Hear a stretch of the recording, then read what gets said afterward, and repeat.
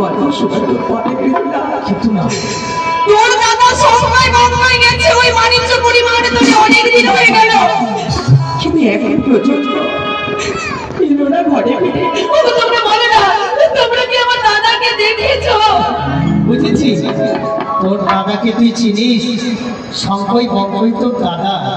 তবে একটি গোপনীয় কথা রয়েছে, সেই কথা আজকে যদি তুমি বলতে পারো আমাদের সম্মুখে, তবেই বুঝতে পারবো তুমি আমার ভগ্নী রয়েছে।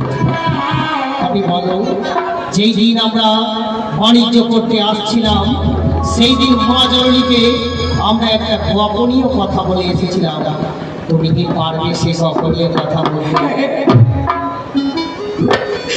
সেই কথা আমি বলতে পারবো। মাঝে মাঝে আমায় কি বলতে জানো?